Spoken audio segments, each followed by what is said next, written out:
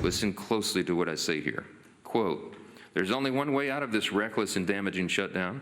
Pass a budget that funds our government with no partisan strings attached. The American people don't get to demand ransom in exchange for doing their job. Neither does Congress." What I just read was a direct quote. Those are not my words. They belong to President Barack Obama. We're barreling toward one of the longest shutdowns in American history unless Democrats drop their partisan demands and pass a clean, no-strings-attached budget to reopen the government and pay our federal workers. What Barack Obama demanded then is exactly what Republicans are saying now. That's House Speaker Mike Johnson yesterday discussing the ongoing government shutdown. We are in week 3. The sources are telling me that the Democrats have agreed to keep the doors closed, keep this shutdown in place until the No Kings rally takes place in Washington this Saturday. Chuck Schumer wants to get up on that podium and say, we fought Trump in this No Kings rally. Hundreds of thousands of government workers have been furloughed in recent days. The Office of Management and Budget revealing well over 4,000 federal employees will soon be terminated. The president may use this as an excuse to cut down government further. Homeland Security Secretary Kristi Noem says Coast Guard personnel will still receive paychecks this week due to funding from the One Big Beautiful Bill. Joining me now is Kentucky Congressman Andy Barr, member of the House Financial Services and Foreign Affairs Committees. Congressman, good to see you. Thank you so much for being here. The Senate is returning this week after a couple of days off, scheduled to hold its 8th vote today on a funding bill. What are your expectations? And give us your assessment of the impact of this government shutdown. Maria, my expectations are that Republicans will once again act responsibly and Democrats will act recklessly. The fact of the matter is House Republicans did the job of the American people. We voted to fund the government. Every single Democrat except for one voted to shut down the government 2 weeks ago.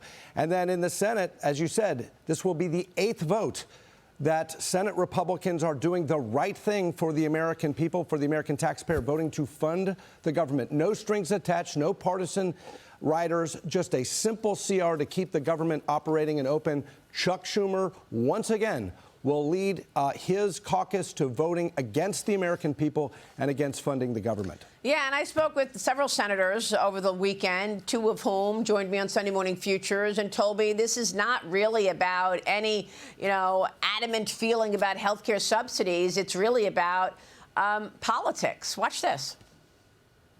But Chuck Schumer's waiting, I hear, until next Saturday when the big march in Washington takes place, the No Kings March. This way he can appease the radical left of his party to show that he's willing to fight Trump to every end. No matter what happens to the American public, he's willing to sacrifice all of that for his own political career. So you think that this is all political and he just wants to be able to go on that No Kings rally and stomp his chest saying, I'm fighting Trump, regardless of what's happening with citizens who are not getting paid? Maria, you summed it up. I think that's an excellent summary. This is all about politics. It's about Chuck Schumer's political future. It's not about who's losing or who's getting more of the blame or anything.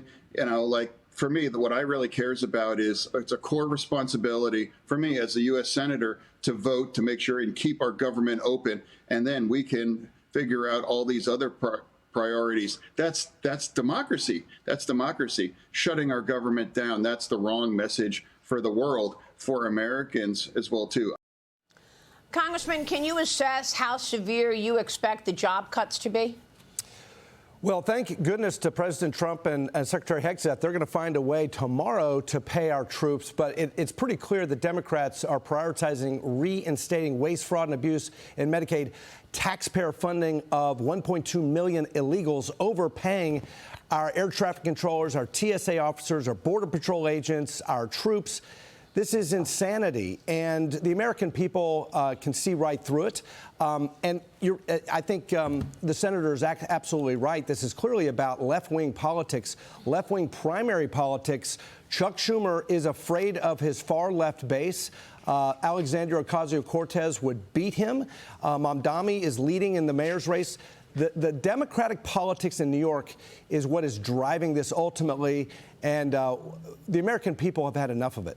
Yeah, I want to get your take on China, but we do have Wells Fargo earnings hitting the tape. Let's get to Cheryl, get the details there. Cheryl. Yeah, Maria. So the earnings per share actually coming in a little bit stronger than expected, $1.66. That was 10 cents higher. Revenue, $21.44 billion. That was higher than expected of $21.15 billion. Net interest income is the story. That's where the profits came from. They also say that they're going to appoint Charlie Scharf to be the chairman of the board at the company, fourth largest lender in this country. So these numbers do matter. The company also saying that the forecast for net interest income looking forward, 12.4 to 12.5 billion. That's in line with expectations there, Maria. So, of course, that we're kicking it off right now with Wells Fargo, and a decent report coming out. The stock is up more than 1%. Back to you. All right, thank you, Cheryl. Now, Andy Barr, you have recently and in the past sponsored China legislation. I want to get your take on the latest situation here over China with the president responding to the tightening of controls of rare earth minerals. China tries to squeeze the U.S. The president comes right back, hits him with a 100% tariff. Now China is reportedly sanctioning 5 U.S. subsidiaries of South Korean shipbuilder Hanwha Ocean and threatening more retaliation. Treasury Secretary Scott Bessent was here yesterday on these tensions. Here's what he said. Watch. The Chinese government doesn't do anything by coincidence. The fact that President Trump has clinched this incredible peace deal, and they come out in the middle of all of this last week on Thursday night and say, oh, we are going to be tightening our restrictions on rare earth minerals, knowing that this is one of the cruxes of the fight between the two nations, does not seem coincidental to me. Well, Maria, it could have been for several reasons. One, that the Chinese economy is doing very poorly, and maybe they're trying to take focus off of that. Two, China, as opposed to the United States is pushing for peace in the world. China is financing war. China purchases of Russian oil is financing the Russian war machine. Maybe it was a mistaken attempt to try to gain leverage before the two leaders meet in Korea in October, and I can tell you, trying to get leverage in front of a meeting with Donald Trump is a bad idea. How does this play out, Congressman? What do you want to see happen here?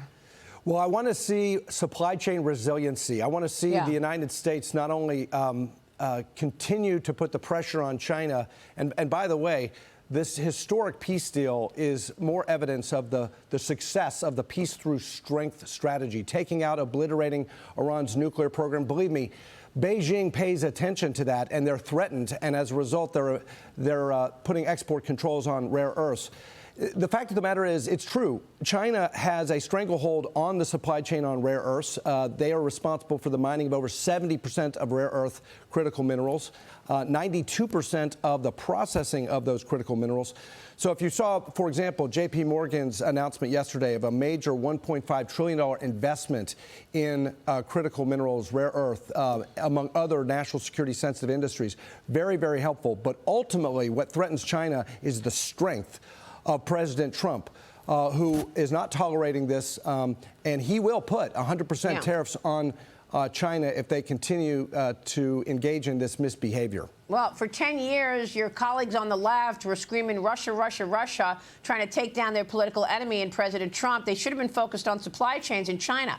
Shouldn't they have been? Exactly. Congressman, thank you so much for being here. We appreciate your time. Andy Barr, I want to get to the JPMorgan earnings, just crossing the tape. This could be a big market mover. Cheryl Castoni with the details. Cheryl. Dow component, Maria, double beat, a strong one, 507 on earnings per share, 47.12 billion on revenue. It was all about investment banking fees, trading strength, and of course IPOs and the deal making. We talked about that just moments ago.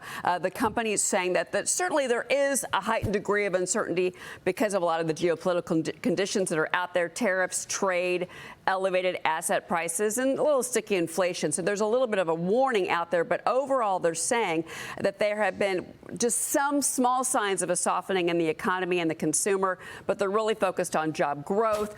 Still, the U.S. economy, they say, is resilient. That has been good for them. Assets under management jumped 18% for JPMorgan. That is a very strong number. They booked $2.6 billion in investment banking fees for the quarter. So again, going through these, waiting on those comments from Jamie Dimon. We always look for those. We don't have those yet. But again, overall, the company coming out with a strong quarter. Provision for credit loss is $3.4 billion. Back to you, Maria. Yeah, and yesterday's announcement of that big investment that they're making, Jamie said, this is the quote, "It has become painfully clear that the U.S. has allowed itself to become too reliant on unreliable sources of critical minerals, products, and manufacturing, all of which are essential for our national security. And that is why JPMorgan is investing in supply chain and advanced manufacturing, defense and aerospace, energy independence and resilience, and frontier and strategic technologies." Quick break, and we'll come right back. Stay with us.